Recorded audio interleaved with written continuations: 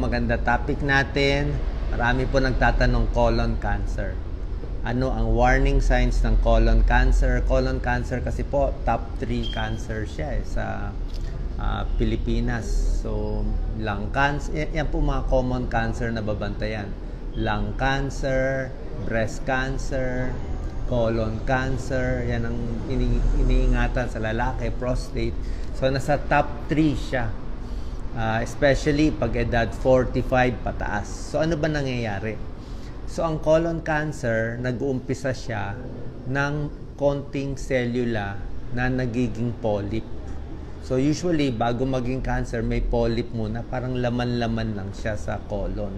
So pag may polyp, tinatanggal na. Kasi yung polyp, pre-cancerous na yun. After a few years, pwede lumipat, pwede maging cancer. Kaya tuturo ko po sa inyo yung senyales, paano iiwas, anong pagkain iiwasan, at sino yung may risk factor na tamaan ito.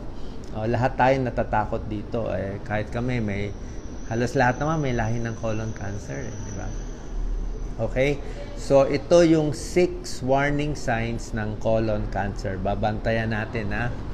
Minsan, walang sintomas. Oo, mas mahirap yung walang sintomas. Actually, kung may sintomas, mas maganda nga eh. Mas gusto natin yung cancer may sintomas para mahuli natin. Kung hindi kayo nagpapacheck up, hindi natin mahuli. Number 1 sign, nagbago yung pagdumi mo. Okay? Ang gagawin nyo po, titignan nyo yung itsura ng dumi nyo. Nakakita ba kayo ng toothpaste, ng Colgate, di ba? Di ba pag may toothpaste, nilalabas natin yung toothpaste, di ba lumalabas siya isang bilog na puti. So pag dumudumi tayo, normally malaki ang dumi. Siguro kasi laki na parang hotdog. So pag yung dumi nyo, napansin nyo na parang lapis na lang. Parang ang nipis-nipis na lang ng dumi na lumalabas. So magtataka ka, baka may bara. Baka may bara sa rectum, sa colon. Kaya paglabas niya, maliit na lang. So, sabi nga dito, parang pencil-like. Kung parang lapis na lang yung dumi, tingnan natin. So, change in bowel habits. Minsan nagtatae, minsan constipated pa bago-bago. Pati yung dumi natin nag-iiba. So, pwede tayong magduda. Number 2 sign, yung bleeding. Kahit anong pagdurugo, di ba? Alam ko marami sa inyo, pag dumumi, di ba, masakit, di ba? Iisipin natin, almoranas lang yan, o kaya dumugo, o siguro pagpahid lang sa tissue, may dugo, baka anal fissure, nasugat lang. Pwede namang almoranas lang ang pagdurugo sa dumi. Pero may chance na colon cancer din, kaya nagdudugo, di ba? So, papaficalysis, sasabihin ko mamaya sino yung mga mas mag-iingat. Number 1 is age, mas matanda. So, above 50 years old, may pagdurugo, ayaw na natin yun. So, yan. Number 1, change in bowel habits. Yung itsura ng dumi, nagbabago. Parang ang kambing, dumi ng kambing, pwede rin ganun. Goat stool-like. Number 2, may bleeding. Number 3, medyo maano yung tiyan. Parang iba pakiramdam lagi. Laging masakit, may crampy, laging makabag, laging may masakit dito sa may kaliwa, 'di ba, sa baba, pero anywhere pwede. So meron kayong naramdamang kakaiba, pwede pa rin 'yon. So baka may diferensya sa loob. Number 4, ito. Pag dumumi ka, feeling mo hindi nakakalabas lahat ng dumi. Kasi nga may bara eh. Pag may colon cancer, nagbabara sa colon, sa large intestine. So, hindi makalabas lahat ng dumi. Kaya feeling mo parang kulang lagi. Kulang. Ang dami po may colon cancer. Ang daming may colon cancer. Ang maganda dito, kung maaga mahuhuli, stage 1, mauoperahan, buhay yung pasyente. Buhay. Hahaba yung buhay. Almost normal. Kasi nga, kahit anong cancer sa katawan, tinatanggal. Cancer sa suso, tanggalin yung breast. Cancer sa thyroid, tanggalin yung thyroid. Cancer sa matres, tanggalin yung matres. Cancer sa bowel, large intestine, puputulin yung large intestine. Talagang tinatanggal eh. O minsan, cancer sa paa, tanggal yung paa. Ganun talaga. Pag may cancer, tanggal. O, kung kaya matanggal. Kung hindi, kinikimo at iba pa. So yan number 4, feeling mo hindi nalalabas yung dumi. Number 5, syempre pag may cancer, weakness. Laging mahina, laging pagod. O bakit laging pagod? Kasi nga merong mga DNA mutation, nagloloko na yung mga selula Number 6, namamayat. Halos lahat na may cancer, namamayat talaga. So pag pumapayat, 'di ba? Kaya minsan pag tayo magkakasama sa bahay, hindi mo halata pumapayat o tumataba. Kaya maganda nga, nakita mo hindi mo kakilala. Uy, ba't pumapayat ka ngayon? So, duda tayo. Foggy, Kanina, lamig, 21 degrees. So, yan po nangyari. Anong dahilan? Bakit nagkaka-colon cancer? Yung mga risk factors. Mamaya tuturo ko. Mga smoking, alcohol, matataba, salami, ham, fast foods, kasama yon. Ang risk factors ng colon cancer, number 1, nagkakaedad. Kayo po, mga kamag-anak nyo, ilang taon nagka-cancer? Edad 50, edad 70, edad 80. Mas gusto natin nagka-cancer sila ng 80, 90 years old para at least umabot muna. Ayaw natin yung bata. Ayaw natin yung mga 50s pa lang, 55 years old, nagka-cancer na, maaga yun. Kung meron kayong history ng polyp, pag may polyp dun sa colon, kung na-colonoscopy kayo, may lahi kayo ng cancer, ito po, risk factor na babantayan nyo, low fiber. Mahina kumain ng gulay, prutas. Pag mababa ang gulay at prutas, higher risk for colon cancer. Kaya ang katulad ngayon, order kami. So, order ko chop suey. Si Doc Lisa, order toko at baboy.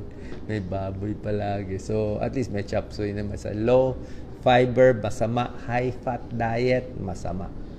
Sedentary, laging nakaupo. Tsaka mas gusto, ito po hindi talaga risk factor pero may nagsasabi yung laging constipated, yung 3 araw, 4 na araw bago dudumi. Baka lang naiimbak yung dumi. So yung dumi nandun, nakadikit sa colon, baka magbago. Siyempre dumi is madumi na yun So mas gusto mo, mas regular yung pagdumi. Kaya sabi ko nga, more gulay, more prutas para, di ba po? Ganun lang talaga tayo para gumanda ang chance na hindi tayo magka-cancer. Gulay na, bawasan yung mga karne, pati meat, mag-exercise, diba? Relax lang. Ito pa, risk factors, diabetes. Diabetes, risk factor na for colon cancer. Obesity, malaki ang matataba ang kinakain. Maraming kinakain. Smoking, risk factor sa lahat lang. Cancer, pati alak. Alak, very high risk siya. Kala nyo mababa, mamaya makita nyo, high risk ang alcohol. So, anong check-up? Minsan kasi wala naman tayong pera pang check-up. Actually, ang check-up ng doktor, by age 45, 50 years old, magko-colonoscopy ka every few years o every 5 years, every 10 years.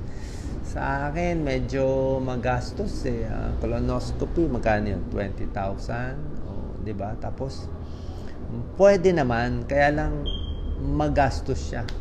Kaya kung wala tayong pera, kung gusto mo na lang, huwag ka na lang manigarilyo, huwag ka na uminom na alak, gawin mo ng malinis yung lifestyle mo. So malamang hindi ka naman magkaka-cancer. Naninigarilyo ka, puro bisyo, tapos magko-colonoscopy ka every few years. Pareho din Parang yung ibang smoker, gusto x-ray ng x-ray. Bale, wala na rin.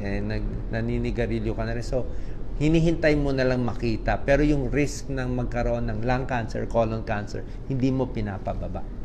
So, lifestyle change, di ba? So, ito mga gulay, prutas, whole grains, napakahalaga.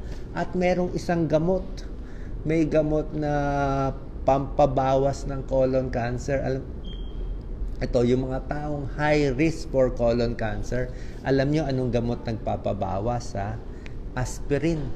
Aspirin o yung mga pampalabnaw ng dugo, for whatever reason, hindi malinaw, nakakabawas ng risk ng colon cancer. Kaya lang, lahat ng gamot may pro, advantage, at may disadvantage, timbangan. Kaya hindi porke sinabi ni Doc Willie, aspirin maganda for colon cancer, lahat kayo inom ng aspirin. Hindi po ganun. Aspirin lang kung high risk ka, may lahi talaga kayo ng colon cancer sa batang edad, siguro maganda. O kung meron ka pang sakit sa puso, o baka maganda rin yan. Post-stroke, yung maganda. Pero, kung ikaw ay may ulcer, nagdudugo lagi tiyan mo, mahapdi lagi tiyan, ayaw mo ng aspirin. Diba? Ayaw mo aspirin, baka magdugo yung tiyan mo. Kasi merong aspirin-induced gastritis. So, timbang yan, timbang. So, pag mas maraming benefit yung aspirin, takot ka sa heart attack, takot ka sa stroke, tapos meron kang high risk for colon cancer, pwede yun. So, doktor magbibigay niyan. Okay? So, paano madadiagnose ang colon cancer? Colonoscopy. Sa colonoscopy, makikita. O yung mga MRI, CT scan, kita kung may cancer. Kaya lang, pag nakita yon, sa akin, hanap tayo magaling na surgeon para operahan. Meron pang staging ang colon cancer. Stage 0, stage 1, 2, 3, at stage 4. Basta mas early stage, buhay. May pasyente ako, early stage, swerte. Lakas kumain ng taba. Lahat ng bawal kinakain. Bata pa na colon cancer. Pero ang ganda pagka-opera eh. Kaya mahaba buhay. Isang blood test pang-check ng colon cancer, ha? O, baka hindi nyo alam. CEA. Ito yung favorite na sa test. Pangmayaman to eh. Pangmayaman yung mga PSA, prostate test. PSA kung may prostate cancer, duda ka CEA, carcino embryonic antigen, tinetest, mahal din to. Pag tumataas ang CEA, posible lang na may colon cancer. So, pag mababa CEA, mahappy tayo. Okay? Yan ang mga tinetest, mga blood test. Punta na tayo sa mga pagkain. Ano yung pwede at bawal kung colon cancer ang pinag-iinitan natin, ha? Okay, siyempre, diet talaga. With yung talagang medyo vegetarian diet or yung talagang healthy diet, mababawasan yung colon cancer risk mo by 33%. Sobrang laking bagsak ko, 33%. Number 2, ito yung mga hindi naman 100% sure, okay? Hindi tayo makakahanap ng 100% evidence-based dito, pero kakain ka rin naman, iinom ka rin naman ng vitamins, ito na lang inumin nyo. Ang calcium supplement, posible may tulong makaiwas. So, good to. Calcium supplement, okay. Lalo na kung babae, menopause, calcium supplement talaga. Vitamin D, medyo maganda rin.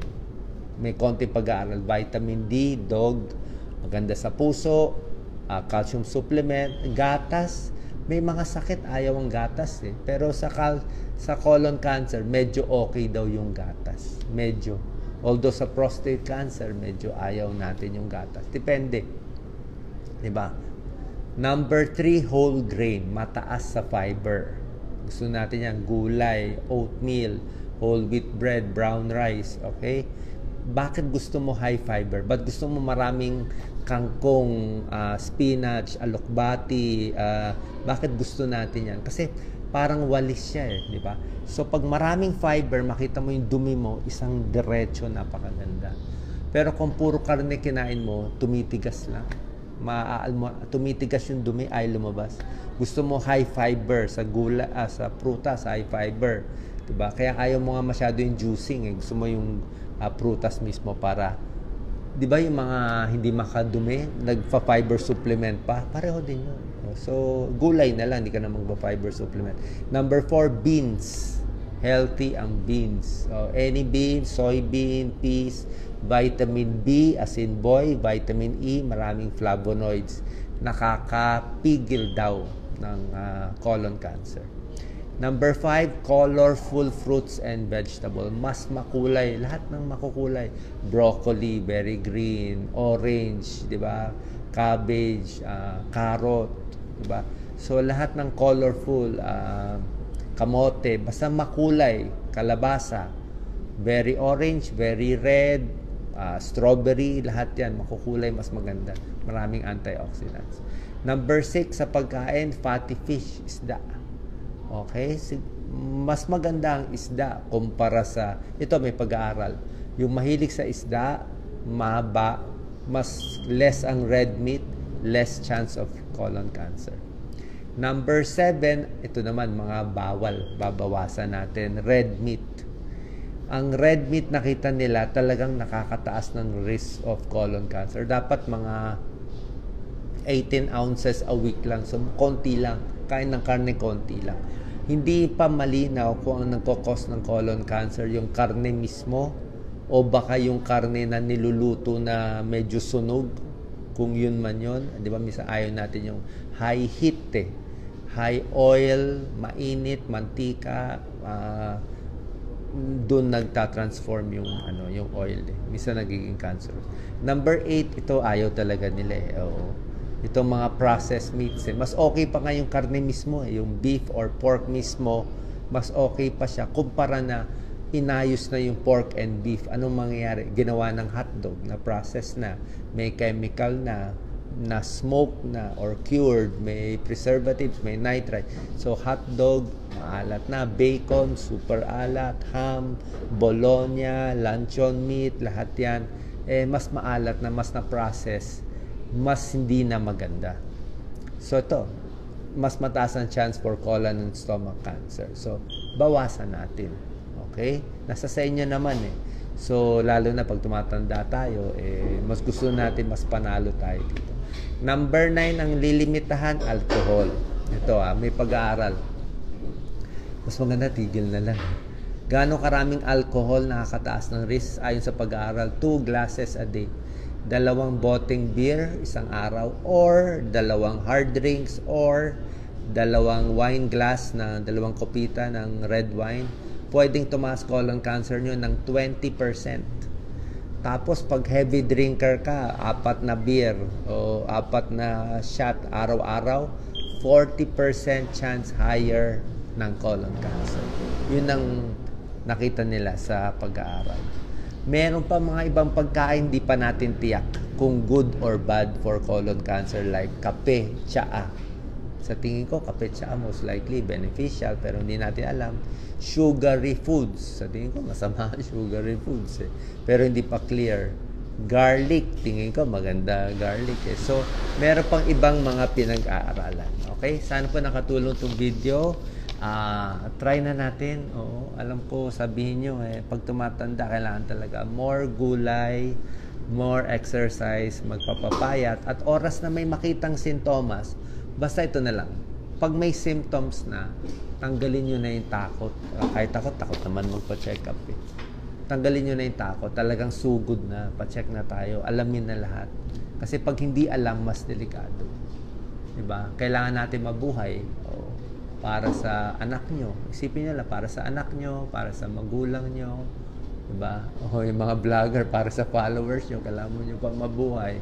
Para mas marami pa kayong magawa, may tulong, diba? Kaya kahit nakakatakot magpa-check up, maganda wag na lang konting tiis. Okay? Salamat po. God bless po. Thank you po sa inyo lahat. Thank you, Roland, Sin, Harvey, Teresita, Pablo. God bless po. Thank you.